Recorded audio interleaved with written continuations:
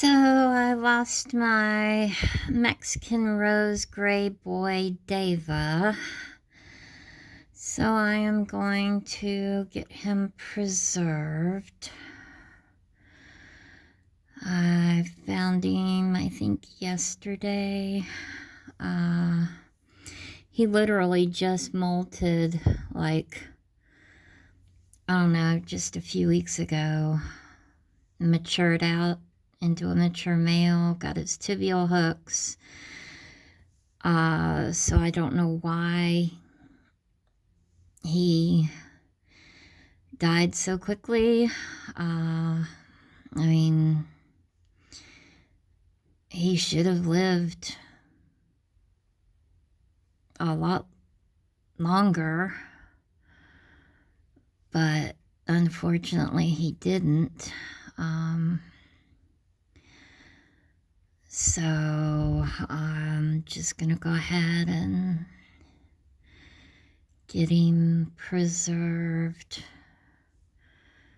and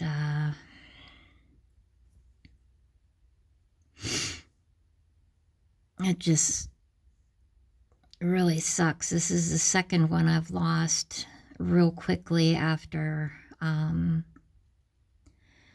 maturing out as a male, getting their tibial hooks. So I don't know. I really don't know why.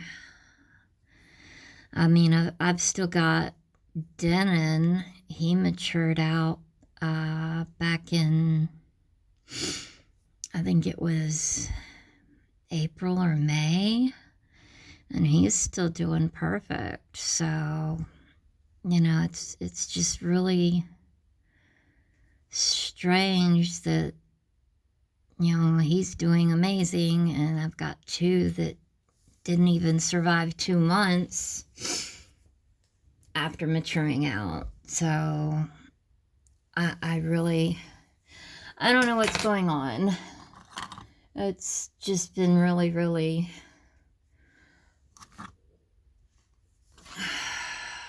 really, really strange. And it really, really sucks. But, you know, what can I do? You know, there's really not much I can do. You know, it's not like I noticed anything wrong after they molted. They were doing just fine. So, you know, that's really not much I could have done. So, I mean,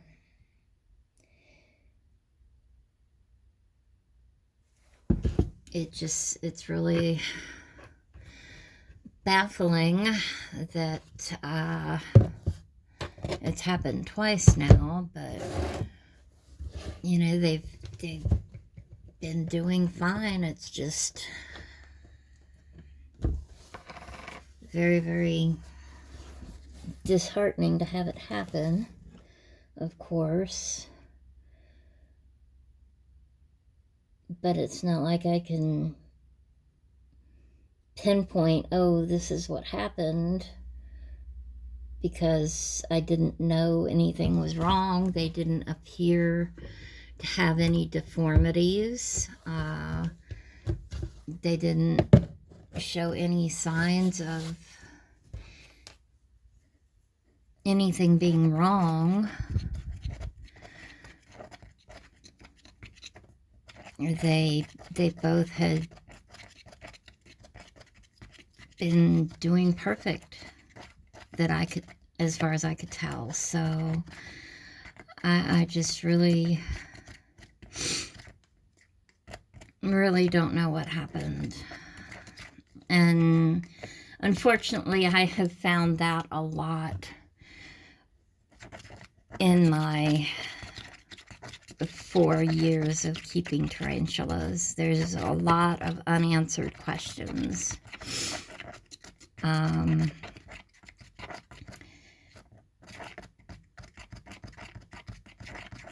lot, of course, there's a lot of times you can say, yes, it was a bad molt, or, it was age, something like that, but a lot of times you're left with more questions than answers when it comes to them dying. My striped knee Valendra that I had, twice she leapt out of her enclosure and fell about 3 to 4 feet and ruptured her abdomen. And I was able to seal her abdomen with super glue both times. And I mean, it was like a few years at least a year apart on both times. And she molted in between those 2 times, so it healed perfectly. And I mean, there was no problem whatsoever. And then I was doing a watering, and I just found her dead in her enclosure. And there was no reason whatsoever she should have not been alive. I mean, not one reason whatsoever. So I was absolutely baffled with the fact that she survived a ruptured abdomen twice, and then I've just found her dead in her enclosure for no apparent reason. So, like I said, I have been left with a lot more questions and answers in this. So it really is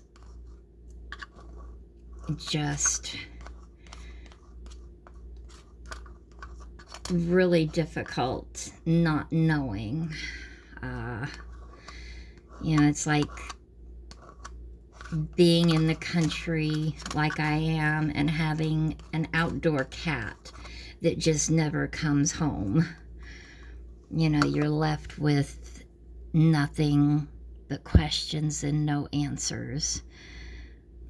So, I hate not knowing why, but I'm having to learn to live with it. And that's a very hard thing for me to do. I'm very much a person that needs to know why on everything, and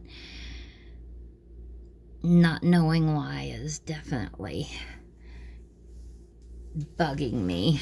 But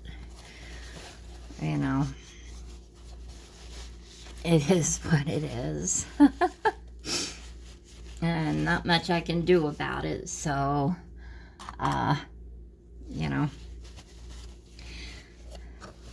help me in other aspects of life, I guess.